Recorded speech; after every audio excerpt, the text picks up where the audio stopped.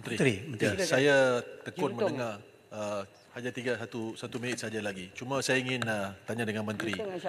Dalam perbahasan saya juga lihat Menteri sendiri juga telah berbincang tentang Fixed Term Parliament Act, satu akta baru digubal untuk kita mengelakkan perkara-perkara seperti langkah Sheraton.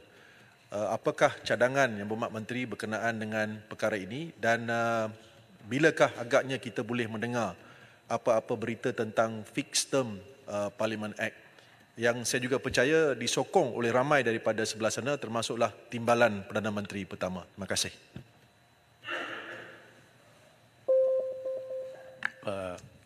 Terima kasih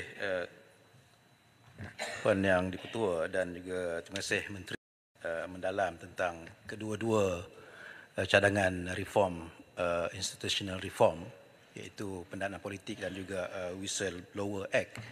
Cuma kita boleh faham pendanaan politik ni satu yang very high hanging fruit yang perlukan beberapa pindaan juga melibatkan akta, MACC, pemisahan kuasa dan sebagainya. Tetapi berkenaan Whistleblower Act ni kita boleh anggap ianya sebagai very low hanging fruit yang mungkin boleh juga dilaksanakan lebih segera seperti mana yang diusahakan oleh pihak kementerian ataupun kerajaan berkenaan dengan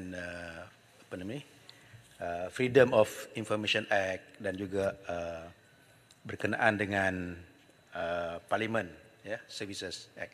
Terima kasih. Yang Berhormat Menteri perlu masa tambahan.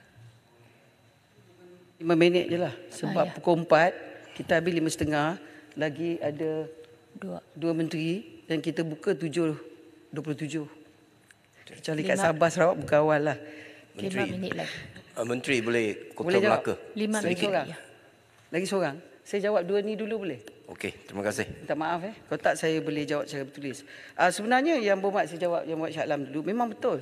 Sebab kalau kita lihat Ketua Majlis Yang Berhormat Perdana Menteri memang melihat bahawa kalau kita bercakap tentang ombudsman, whistleblower, semua ni mesti digerakkan serentak. Sebab bila bercakap tentang ombudsman, itu laporan pada agensi kerajaan untuk dinaikkan apa yang ada pada hari ini. Kita memang ada agensi kerajaan yang menerima laporan terhadap tindakan mereka. Dia internal reporting. Kita ada juga jabatan Biro Pengaduan Awam. Tetapi kadang-kadang Biro Pengaduan Awam ni bersoal sebab dilihat giginya tak begitu kuat. Bukannya kita nak letak gigi yang sangat-sangat tajam, tetapi kita nak bagi persepsi. Tapi cabaran yang ketiga ialah jangka masa respon. Sebab bila kita membuat laporan, ia perlu memberikan proses, due process, iaitu untuk mereka dapat membela diri.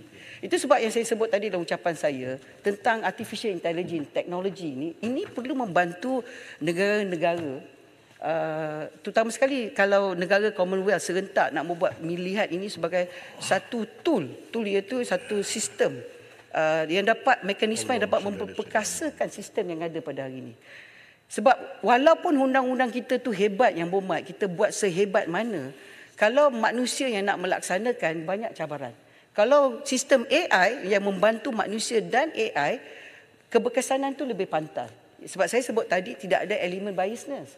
Tapi bila nak cakap tentang ombudsman, tentang whistleblower, ini semua perlu dilihat secara serentak. Dan saya telah sebut banyak kali bahawa agensi-agensi kerajaan di bawah setiap kementerian. Saya sebut sebagai contoh Jabatan Perdana Menteri setakat ini di bawah Jabatan Perdana Menteri saja agensi sebanyak 83. Kementerian Kewangan 7 agensi, Kementerian Kemajuan Desa dan Wilayah 11 agensi, Kementerian Pengangkutan 18 agensi, Kementerian Pertanian dan Keterjaminan Makanan 17 agensi, Ekonomi 5 agensi, Luar Negeri 2 agensi, Kerja Raya JKR 6 agensi, MITI 13 agensi, MINDEF 3 agensi. Pelbagai agensi yang perlu kita bergerak sama.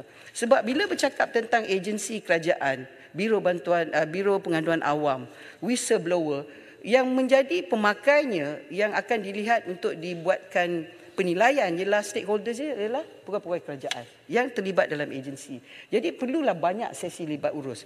Tetapi kerajaan Madani di bawah pimpinan Yang Amat Berhormat Perdana Menteri yang ke-10 tidak lari pada tanggungjawab. Kita buat tetapi memakan masa dan kita harap Soalan yang ditanya oleh Yang Berhormat Jelutong tu terikat kepada perkara ini. Kalau kerajaan itu stabil, semua yang kita cakap ni kita boleh buat.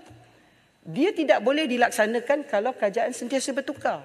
Itu sebab dalam sistem Westminster Commonwealth, Tuan Yang Dipertua, dia adakan fixed term. Tetapi dalam sistem mereka, dia agak berlainan dengan sistem kita.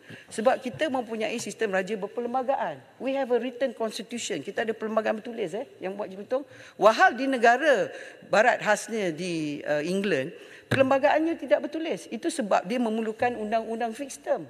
Wahal kita ada perlembagaan bertulis yang menyatakan tentang prosedur dan sistem untuk memanggil kepada pilihan raya, untuk membubarkan parlimen. Tapi memang seelok-eloknya dibaca bersama dengan adanya Akta Lompat Parti. Tapi ini perlu dibawalah sebab ini memang sesuatu dengan izin political discourse dan juga political statement daripada parti-parti politik seperti pendanaan politik. Adakah ini hala tuju yang dikehendaki oleh parti politik dalam negara kita? Sebab kita bukan yang buat Jelutong kerajaan komunis kita buat semua ahli parlimen kena setuju. Tidak. Kita membenarkan ahli parlimen dalam mana-mana pihak kerajaan, pembangkang ataupun bebas untuk memberikan pendapat mereka.